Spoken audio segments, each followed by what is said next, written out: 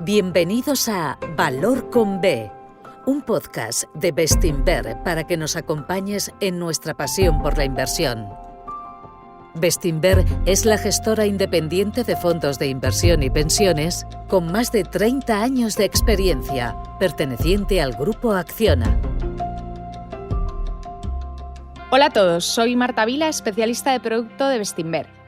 El episodio de hoy es la tercera y última parte de nuestra serie dedicada a la psicología de la inversión.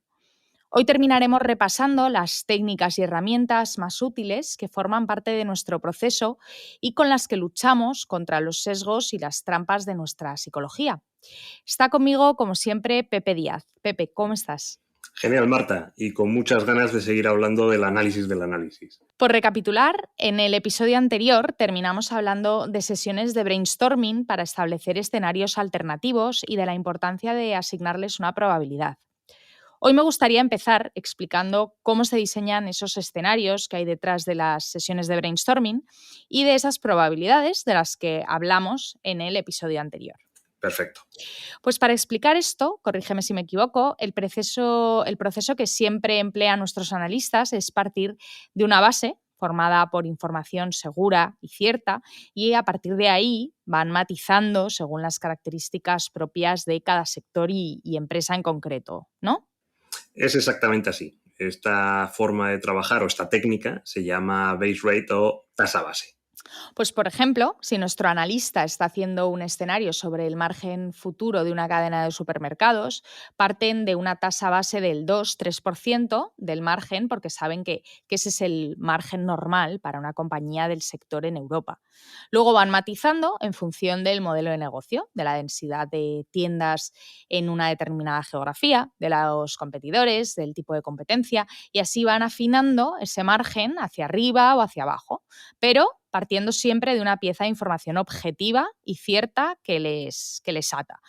Esta es otra forma de luchar contra el exceso de optimismo que mencionábamos en el anterior episodio. Sí, y también sabes una de las mayores aportaciones del uso de la tasa base. Dime. Pues mira, el escepticismo, el colmillo retorcido. Y para explicar esto, te voy a contar una anécdota de abuelo Cebolleta, así que si te aburro me puedes pegar una patada debajo de la mesa y Al revés. cortamos, ¿vale? Bueno, pues hace muchos años, empiezan así todas las historias de abuelo Cebolleta, hace muchos años, entre 2010 y 2012, una compañía que se llama Duro Felguera, que es una empresa de ingeniería de Asturias, publicaba márgenes operativos en la zona del 12-14%, cuando lo normal en ese tipo de ingenierías es que sean del 3-5%, excepcionalísimamente del 8%, en algunos casos, y suele ser muy arriesgado. Y en aquella época, todo esto, la compañía lo justificaba porque tenía un contrato muy importante en Venezuela, algún otro contrato también relevante en Brasil, y que en apariencia explicaba que tuviera un margen tan alejado de la normalidad del sector. Bueno, pues muchos inversores daban por ciertas las explicaciones de la compañía, extrapolaban aquellos márgenes tan altos al futuro y hacían, lógicamente, unas estimaciones de resultado demasiado altas. Pues fíjate que algo tan sencillo como el uso de una tasa base nos hubiera advertido de que los márgenes de la compañía eran 3 veces superiores a la media del sector. Nos hubiera puesto claramente la mosca detrás de la oreja, ¿no? Hubiéramos sido muchísimo más exigentes con las explicaciones de los directivos. Porque al final, en el mundo corporativo, como en cualquier circunstancia, hay cosas que son más difíciles de creer que de conseguir, como aquel margen del 14% que publicaba Duro Felguera. Y al final, todo aquello explotó, siendo un escándalo que casi se lleva por delante una compañía centenaria. Y de hecho su acción ha debido perder más del 90% desde los máximos de aquellos años. Así que fíjate lo que se logra con un proceso de pensamiento sistemático y lo que ayuda para hacer escenarios una técnica tan sencilla como esta de la tasa base con datos contrastados. Para seguir avanzando, me gustaría hablar de unas herramientas muy comunes en el pensamiento crítico y la lógica formal. A la hora de montar nuestras tesis de inversión, tomamos de estas dos disciplinas el mapeo de un argumento, es decir, construir el mapa visual de un argumento. Sí, esto para mí es algo imprescindible a la hora de tomar una decisión de cualquier tipo, no solo financiera. Por seguir con el ejemplo de Duro Felguera, si alguien se hubiera planteado invertir en ella por la elevada rentabilidad que tenía su negocio, en el mapa hubiera identificado perfectamente que un pilar de la tesis era la expansión por Latinoamérica y otro pilar era el mantenimiento de márgenes muy altos. Bajo estas dos premisas, dentro del mapa de la tesis, hubiera tenido que colocar todas las evidencias y pruebas que indican que Duro Felguera iba a ser capaz de seguir creciendo con márgenes tan elevados. Y con esta técnica, cualquier inversor se hubiera dado cuenta de que la opacidad y los niveles bajos de gobernanza que había por entonces en la región era pues una clara amenaza para esos dos pilares, una amenaza que hubiera tenido que investigar a fondo antes de invertir, sin duda. Dibujar un esquema en el que se ve la tesis de inversión. Bajo la tesis se ponen las principales premisas que la justifican y bajo estas las mayores evidencias que las soportan. Es una forma de ordenar visualmente el pensamiento pues de cara a plantear los distintos escenarios. Sí, y no solo eso.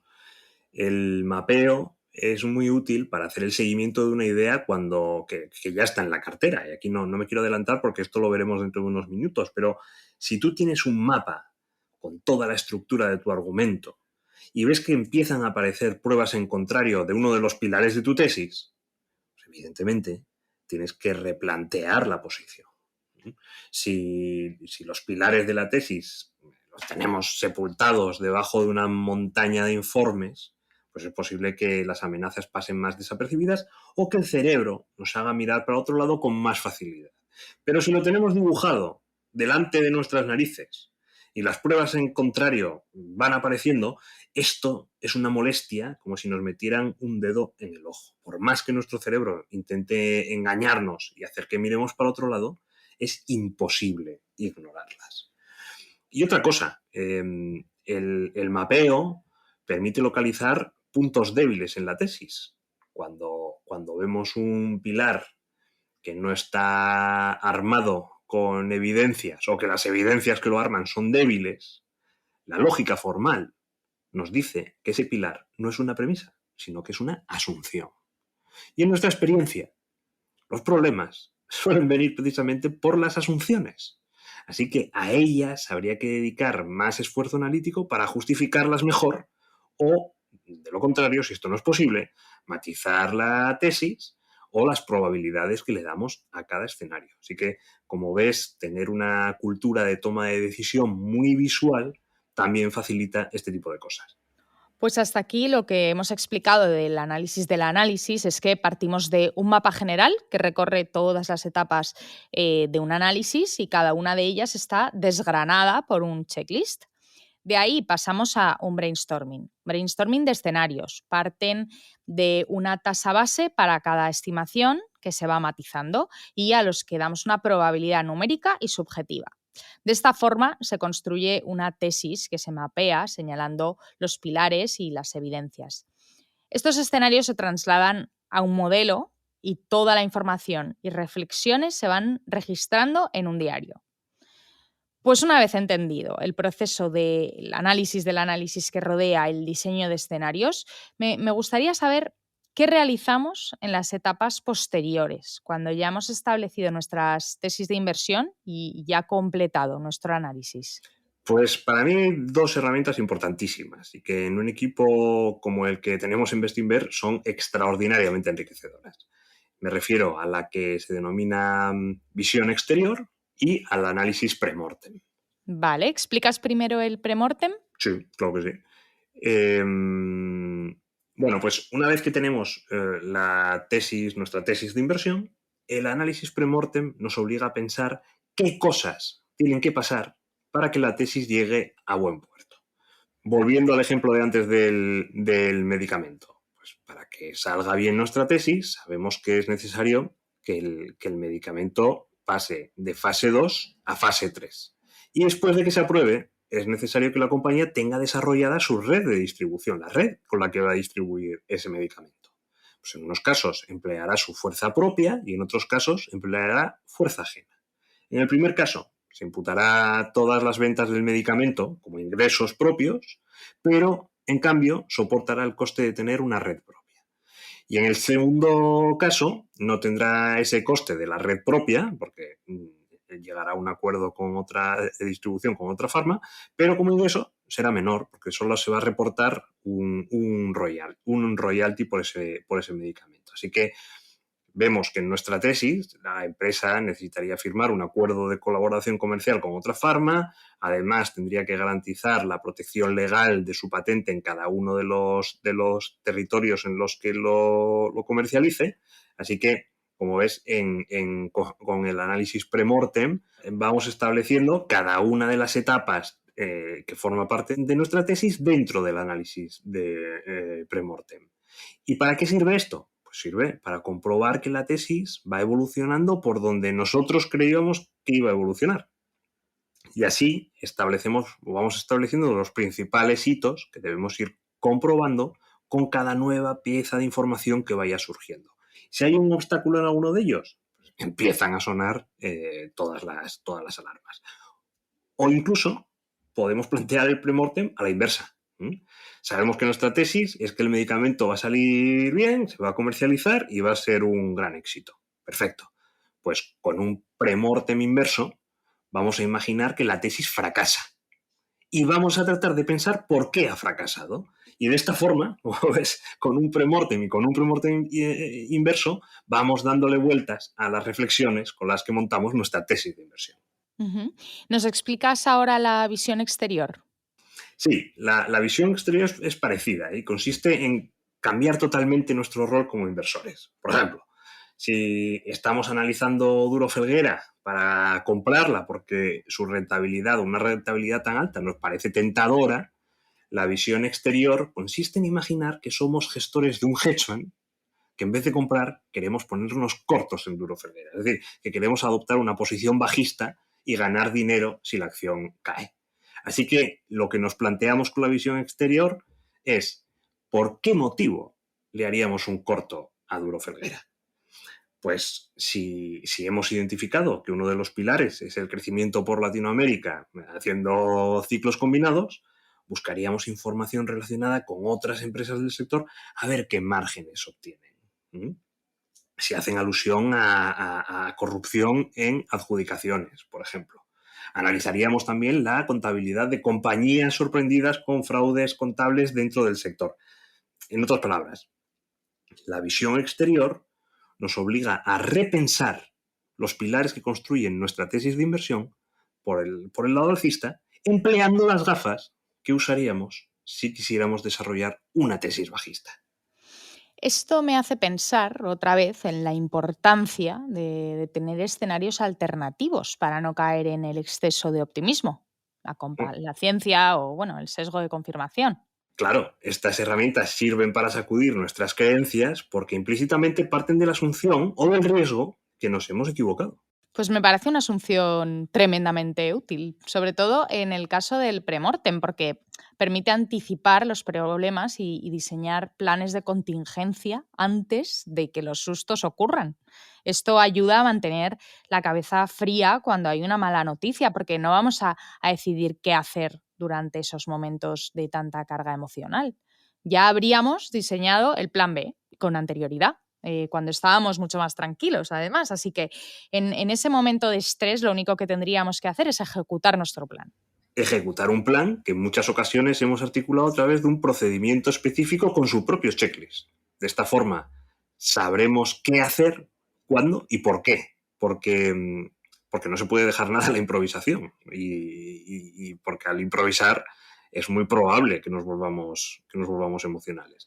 Y al combinar tantas herramientas distintas como las que estamos viendo, como te puedes imaginar, es necesaria una cultura de la toma de decisión que esté muy testada, muy articulada y que esté basada en la propia experiencia de la compañía gestora y también de todo su equipo de inversión. Y por supuesto, todo esto pasa por la documentación exhaustiva de cada idea y de cada etapa del proceso de inversión. En otras palabras, hay que documentar el análisis y el análisis del análisis. Totalmente. La documentación es clave para que todo esto funcione, pero es un trabajo muy intensivo en número de horas y que muchos inversores además consideran aburrido. Así que para documentar cada inversión es imprescindible que la cultura del equipo lo potencie. En el episodio anterior nos comentabas que el diario es una herramienta clave. Supongo que juega un papel muy importante en la documentación y actualización de la idea, ¿no es así? Sí, el diario es una herramienta que está presente a lo largo de todo el proceso. Ten en cuenta que cuanto más explícitos seamos a la hora de explicar cada uno de los pasos que hemos dado, cuanto más explícitos seamos describiendo nuestros razonamientos, la información que hemos empleado, por qué la hemos empleado y el contexto que teníamos en cada una de las diferentes fases, más fácil será repensar todo el proceso cuando haya terminado. Es lo que contamos en el episodio anterior sobre la sesión de brainstorming de la CIA, cuando buscaban armas de destrucción masiva en Irak. Si no hubieran documentado el proceso y las presiones políticas que estaban viviendo en aquel momento, difícilmente hubieran identificado con tanta nitidez su error y posiblemente su cultura de toma de decisión no hubiera cambiado y por lo tanto no hubiera mejorado porque no habrían aprendido del error. Eso es. Pero desde luego, el diario tiene mucha importancia durante la etapa de actualización de una idea, ¿no? Una vez que hemos decidido comprar y mantenemos una compañía en cartera, el diario juega un papel clave para procesar e interpretar la nueva información que vamos conociendo. ¿Cómo funciona esta herramienta o cómo la integramos en la cultura del equipo de inversión? Bueno, pues lo primero que debemos tener en cuenta es que no toda la información nueva es igual. Así que tenemos que ordenar las nuevas piezas de información que vamos recabando en 3 categorías distintas, que tenemos que reflejarlas en el diario. Primero, detalles adicionales sobre variables que ya están incluidas en el análisis. Pues este tipo de información no afecta al sentido de nuestra opinión, sino que solo sirve para incrementar el grado de confianza que tenemos en la tesis. En el episodio anterior hablábamos de la construcción de una fábrica de botellas. Pues dentro de esta categoría vamos incluyendo toda la información sobre el grado de avance del proyecto. Por ejemplo, el número de toneladas instaladas, los costes, pues todos estos son variables que ya habíamos contemplado y que no hacen más que confirmar nuestro escenario. Segundo, podemos descubrir variables adicionales que no habíamos considerado antes. Y esta suele ser la causa de sorpresas más habitual. Y la culpa es de no considerar escenarios lo suficientemente alternativos durante las sesiones de brainstorming. Por ejemplo, imaginemos que de pronto la fábrica de botellas se instala un competidor en el solar de al lado que va a construir otra fábrica igual de grande que la nuestra. Claro, aquí nuestros escenarios de cuota de mercado y precios van a cambiar y posiblemente afectarán a nuestra tesis, porque se trata de una sorpresa total en un elemento crítico. Y una tercera categoría es la información que afecta a la importancia que le hemos dado a variables ya incluidas en el análisis. Por ejemplo, antes de que se instalara este nuevo competidor, es posible que le diéramos una importancia demasiado baja a la eficiencia que iba a tener nuestra nueva factoría, ya que nuestra empresa iba a ser la única en ese mercado, obtendría el 100% de cuota, así que lo importante realmente era que se terminara la obra. Y ahora, en cambio, como tiene que competir en precio, la eficiencia pasa a ser un factor importantísimo. Así que esto, aunque era un factor que sí que habíamos identificado y que habíamos considerado dentro de nuestra tesis de inversión, pero que le habíamos dado una importancia menor, en el momento en el que aparece la nueva información con el nuevo competidor, pasa a ser extraordinariamente relevante. Así que le tenemos que dar un orden de importancia muy distinto. Realmente las piezas de información que son más importantes son las del segundo y tercer tipo, ¿no? Porque aportan piezas que, de haberlas conocido en un primer momento, hubieran alterado la toma de decisión. Las del primer tipo, en cambio, no cambian nada. Así es. Y sin embargo, por el sesgo de confirmación y por cómo las creencias previas intoxican el proceso de actualización de ideas, nuestra mente va a tratar de centrar nuestra atención en las del primer tipo e ignorar las del segundo y el tercero. Aquí, una vez más, vuelven a ser evidentes las ventajas de hacer ese mapeo visual, mapeo de las tesis de inversión para que no podamos ignorar la información del tipo 2 y del tipo 3 cuando afecten a un pilar importante de la tesis. Así que En el diario debemos anotar las nuevas piezas de información, clasificarlas en función de su tipología y ordenarlas dentro de las tesis en el pilar que corresponda. Claro, claro. O sea, cuando recibimos una pieza de información nueva y la clasificamos como de tipo 2, o sea, que es sorpresa total con un impacto en la tesis importante, hay que poner el freno de mano y repensar su impacto global en la tesis, sin complacencia. No hay trampa psicológica, ¿eh? Esto va de localizar un toro y agarrarlo por los cuernos. Y una vez cerrada la operación, ¿nos olvidamos de la compañía y pasamos a otra? No, claro que no. Cuando liquidamos una inversión, es verdad que el análisis se ha terminado mayoritariamente, pero el análisis del análisis inicia ahí su etapa más importante. Y lo que viene ahora es una locura de trabajo, porque tras la venta llega el análisis post-mortem. Y en el análisis post-mortem vamos a repasar todo el proceso, desde que buscamos la idea de inversión hasta que tomamos la decisión final de venta. Para hacerlo, usamos toda la documentación que hemos construido a lo largo del proceso. Repasamos el diario, el modelo financiero, los checklists, cada una de las decisiones que hemos tomado, posibles actas de las sesiones de brainstorming, pero con un matiz muy diferente al que teníamos durante el análisis pre-mortem. Y es que una vez que se ha cerrado la operación y todo forma parte del pasado, la información que vamos a emplear va a ser prácticamente completa, prácticamente perfecta. Danos un poco más de profundidad en este tema, por favor. Pues lo primero es repasar el mapa de la tesis de el mapa de la tesis de inversión y el análisis pre-mortem. Y ahí tratamos de comprobar si la tesis ha salido bien por los motivos que habíamos dicho o si ha salido bien de pura chiripa. La suerte también juega su papel, ¿no? Sí, totalmente, pero tratamos que sea un papel marginal, porque uno de los objetivos de la sistematización es reducir el impacto de la suerte. Pero sí, hay veces que te ves obligado a reconocer que has tenido suerte. Ya, vale.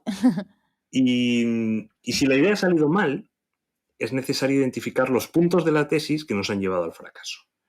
Una vez que los identificamos, hay que bucear hasta dar con las causas, que muchas de ellas estarán relacionadas con las trampas de la psicología que hemos comentado en el primer episodio, por ejemplo, ¿no? Y en mi opinión, el error que más se repite en las diferentes gestoras es que los escenarios contemplados no han sido lo suficientemente alternativos. Por eso, un equipo amplio y variado como el nuestro es una ventaja competitiva que suele pasar injustamente desapercibida. Bueno, sigo. También hay que analizar el modelo financiero y ver dónde hemos sido precisos y dónde hemos sido imprecisos. Por ejemplo, entre los inversores de largo plazo es normal que las proyecciones del primer y segundo año sean más incorrectas que las del quinto o sexto año. ¿Por qué? Pues porque normalmente compras una compañía barata porque está atravesando un periodo extraordinariamente malo, que crees que poco a poco va a ir normalizándose, así que los resultados de los años iniciales son una incógnita. Y sin embargo, los de los años finales deberían responder más a ese proceso de normalización, a ese proceso más lógico y más relacionado con la realidad del sector que ya conoces. Con el análisis post-mortem tratamos de identificar dónde fallamos con más frecuencia. ¿Los errores normalmente vienen por una infraestimación o una sobreestimación de las ventas? ¿O de las tasas de inversión?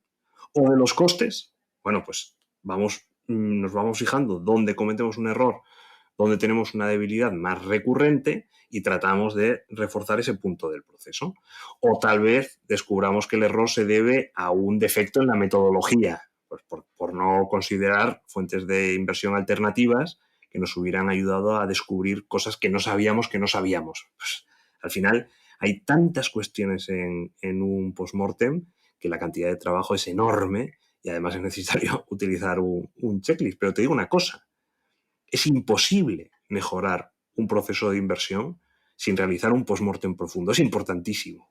¿Y cuándo crees que hay que hacerlo? ¿Después de haber vendido, justo después de haber vendido o igual ya esperarnos un tiempo? Pues hay pros y contras de hacerlo inmediatamente o dejar que pase un tiempo. Depende de la cultura de la toma de decisión de cada equipo. Personalmente creo que es mejor hacerlo inmediatamente y hacerlo también después de que pase un tiempo. Y también otro factor que influye mucho es el resultado que haya tenido la operación. Me explico. Si la operación ha salido bien, se ha ganado dinero con esa inversión, el análisis inmediato lo que nos va a ayudar es ver si hemos acertado por los motivos correctos y si ese es el caso, va a incrementar nuestra confianza en nuestro método, que bueno, pues es importante, ¿no? Pero realmente no va a cambiar, no va a ser nada revolucionario.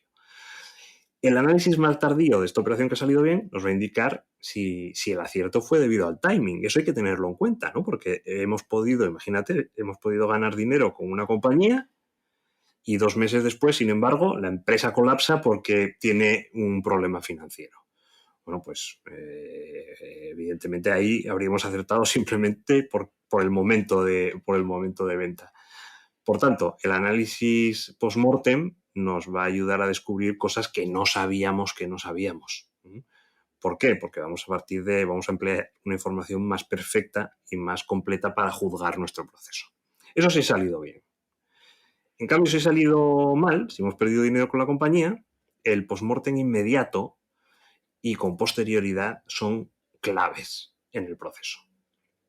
Justo después de vender, vamos a desear que la acción siga cayendo. Esto es así, el cerebro humano funciona así. Teníamos una compañía que nos gustaba mucho y de repente, por lo que sea, el análisis se tuerce, queremos que la compañía se hunda. Por eso hemos vendido, pero es que lo deseamos. Y ese cambio de perspectiva, que parte de una posición positiva y que después nos lleva a una posición negativa, nos va a permitir que identifiquemos piezas de información bajistas que en su momento, cuando éramos alcistas, cuando estábamos positivos en el valor, decidimos ignorar por cuestiones psicológicas. Cosas negativas que antes parecían poco importantes, ahora les damos mucho valor. Así que el análisis post-mortem nos va a descubrir que también nosotros caemos en sesgos como el exceso de confianza, el deseo de confirmación, la ilusión de control, importantísimo para conocernos también a nosotros mismos. Y el análisis con posterioridad nos va a decir si esa venta con pérdidas fue debido a que no fuimos lo suficientemente pacientes. Porque a lo mejor la compañía funcionó mal durante un tiempo, tiramos la toalla y luego empezó a ir bien. Así que el error no sería tanto la tesis de inversión como la ejecución de esa tesis de inversión. Cosa que también es importante investigar y profundizar en los motivos, naturalmente. El post-mortem tardío, además, también permitirá comparar el coste emocional que nos produjo esa pérdida con su verdadero impacto en el global de la cartera, porque muchas veces nos martirizamos por pérdidas que a largo plazo son irrelevantes. Fíjate lo que nos dice de nosotros mismos un análisis post-mortem profundo. Así que al mirar el proceso con esta perspectiva, vamos a poder calibrar mejor las conclusiones que sacamos en el momento de aquella pérdida con ventas, que además es un momento muy emocional y un momento en el que todos estamos muy cabreados. Respecto al repaso de todo el proceso, uno de los aspectos que más me ha llamado la atención desde que hicimos el episodio anterior es la frecuencia con la que los seres humanos caemos en el sesgo de retrospectiva, del que me gustaría hablar un poco. Por si alguno de nuestros oyentes no se acuerda, este sesgo es un defecto de la memoria que hace que una vez que experimentamos un suceso seamos incapaces de retrotraernos de nuestra vida antes de este suceso, de tal forma que tenemos la sensación de que sabíamos que iba a ocurrir o que fácilmente hubiéramos podido saberlo. Es lo que ocurre normalmente cuando sobre algo que ya ha ocurrido decimos, si es que estaba claro que iba a ocurrir. Estaba claro a todo lo pasado, claro. Antes en realidad no teníamos ni idea. Y creo que no explicamos lo suficiente a nuestros clientes lo importante que es tener un proceso de análisis y toma de decisión libre del sesgo de retrospectiva. Pues solamente si somos capaces de retrotraernos a lo que pensábamos antes de que algo ocurriera y nos situamos en el contexto que había durante la toma de decisión, ahí seremos capaces de entender por qué emprendimos las decisiones que tomamos y en caso de error, pues ya poder corregirlas. De hecho, diría que el sesgo de retrospectiva es uno de los mayores enemigos para el aprendizaje. Y esto, que ya es grave de por sí para todo el mundo, en la carrera de un inversor, que consiste en acumular experiencias y conocimiento, no aprender es un disparo directo al corazón. Pues sin todo este esfuerzo de análisis del análisis, cualquier inversor será presa de su sesgo de retrospectiva. En 2024 podemos decir que el margen de Duro estaba claro que era normal, pero lo interesante es estudiar nuestro pensamiento en 2012. ¿Por qué nos creíamos el margen?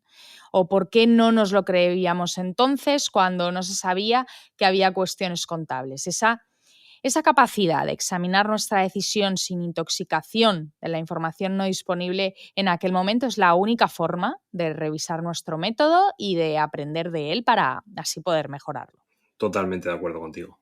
Pues una vez que hemos repasado cómo luchar contra los sesgos que afectan al análisis y a la toma de decisión, ahora me pregunto, una vez que se ha decidido hacer algo, ¿cómo luchamos contra la parálisis? Bueno, pues lo primero es entender de dónde viene esa parálisis. Lo normal es que venga del miedo a equivocarnos, que es un sentimiento que tenemos antes de actuar, y venga también de la culpa por habernos equivocado, que es algo que viene después de actuar. Así que la unión del miedo y la culpa nos puede llevar a la parálisis total. Y contra la parálisis total solo caben dos remedios. Primero, tener clara la metodología y la filosofía de inversión. Y la segunda, ser disciplinados aplicándola.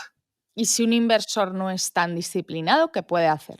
Bueno, hay que ser disciplinados. Para invertir hay que ser disciplinados, ¿eh? Así que hay que buscar soluciones. En este caso diría que lo primero es tener un procedimiento de control establecido por el método de análisis del análisis. Lo ideal es contar con una persona, por ejemplo, un director de inversiones, que comprueba que se ejecutan todas las decisiones a las que hemos llegado después de aplicar nuestro método con rigor. En nuestro caso, el director de inversiones es Marc Jacopacci, que es como, digamos, el garante de la implementación del proceso, ¿no? Porque realmente no tiene apego a ninguna idea ni a ninguna cartera, sino únicamente a la calidad del proceso. Así que esa separación, esa distancia que él mantiene, permite llevarnos a la toma de decisión sin soportar esa carga emocional que los que están más cerca de las ideas o de las carteras pueden tener en un momento determinado.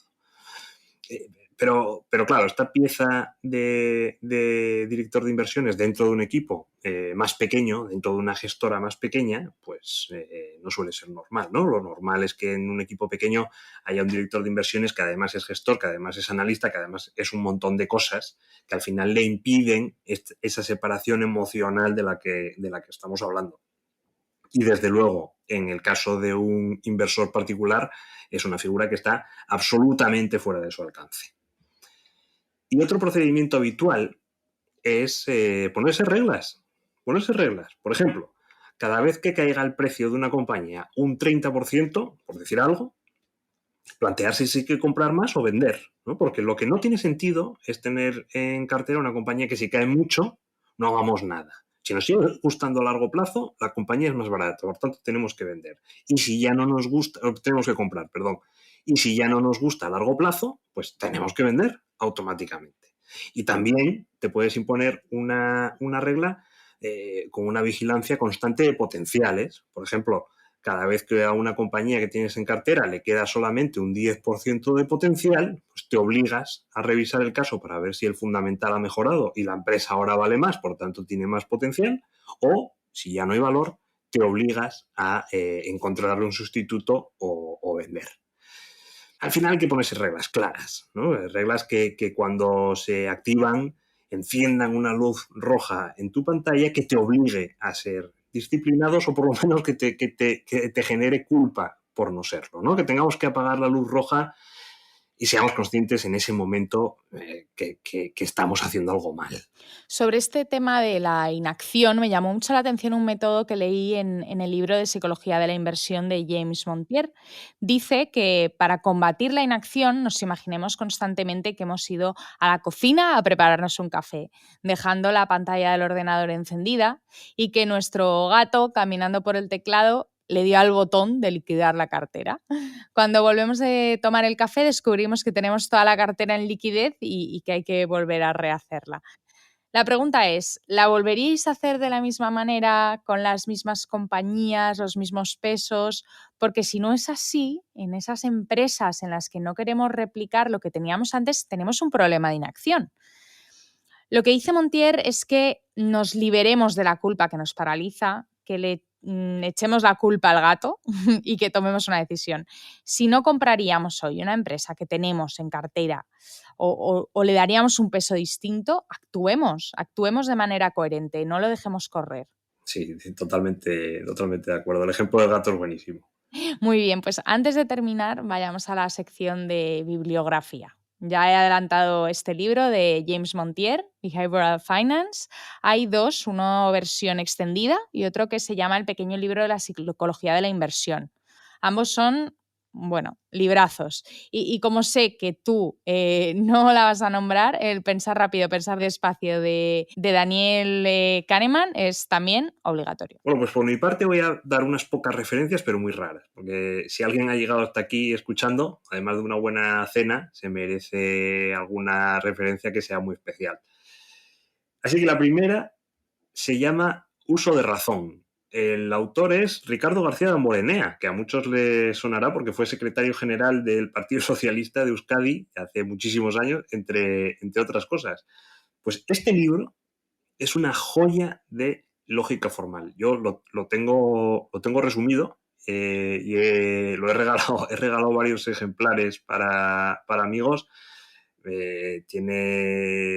Bueno, voy a contar una cosa muy íntima. Yo cuando conocí a mi mujer nos dedicábamos a leer fragmentos de este libro en casa. Yo creo que es lo más íntimo que se ha hecho jamás con un libro de lógica formal, o desde luego de Ricardo García Damborenea.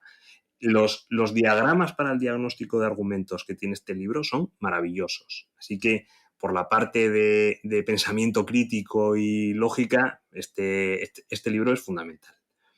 Luego, hay dos libros de Annie Duke, que es una doctora en psicología cognitiva, que eso es un rollo y no atrae nada, pero lo que sí atrae es que ha sido campeona del mundo de póker. Bueno, pues esta doctora en psicología tiene dos libros que son fundamentales. Uno se llama Thinking in Bets, que se publicó en 2018, y otro que se llama How to Decide, en 2020. Su último libro, que se llama Quit, todavía no lo he leído, pero lo leeré en breve, seguro. Y la última referencia, en el episodio anterior hablabas de la CIA, ¿no? y de la búsqueda de armas de destrucción masiva. Pues en la web de la CIA hay un libro de descarga gratuita que se llama The Psychology of Intelligence Analysis de Richard Heward, que es dinamita para los pollos. En este libro te explota la cabeza. Es fundamental para entender cómo funciona el cerebro humano y para empezar a implementar y a desarrollar una estrategia de análisis del análisis. Bueno, pues ya tenemos lectura para unos cuantos días. Hasta aquí llega nuestro episodio de hoy. En esta serie de 3 episodios dedicada a la psicología de la inversión, hemos explicado los errores psicológicos más frecuentes y las técnicas y herramientas que podemos usar para luchar contra ellos. Nuestro objetivo era dar un paso más en el estudio de la psicología de la inversión, que normalmente se queda en los problemas, no da soluciones y por lo tanto presentar esa parte de nuestro trabajo que llamamos el análisis del análisis y que casi nunca hemos explicado. Eso es. Y si me permites, me gustaría añadir que el análisis del análisis es una ventaja que tenemos las gestoras con equipos grandes y con una experiencia de varias décadas como Bestinver. Un análisis del análisis completo está fuera del alcance de un equipo pequeño. Por eso creo que es uno de los factores que más puede identificar a un equipo como el nuestro, porque hoy mucha gente hace inversión en valor, pero la forma en la que lo hace cada uno es distinta. Y es el análisis del análisis lo que articula cada una de esas diferencias. Por tanto, es un detalle de un proceso de inversión que identifica a un equipo. Y por último, creo que la fuerza que imprime el análisis del análisis en un equipo y en una empresa como la nuestra tiene un enorme poder para retener talento, para atraer talento y para forzar talento. Así que diría que, si no es la parte más importante, es una de las más importantes del know-how de un equipo de inversión, y por eso tiene un impacto tan relevante dentro de la cultura de trabajo de una gestora como Bestinver. Así que el análisis del análisis en ningún caso debe pasar desapercibido. Pues Pepe, les seguiremos dando la importancia que tiene. Seguro que en nuestro blog vamos publicando detalles, imagino, ¿no? Sí, seguro. Pues nada, pues muchísimas gracias Pepe y muchísimas gracias como siempre a nuestros oyentes. Muy bien, gracias Marta y muchas gracias a todos ustedes.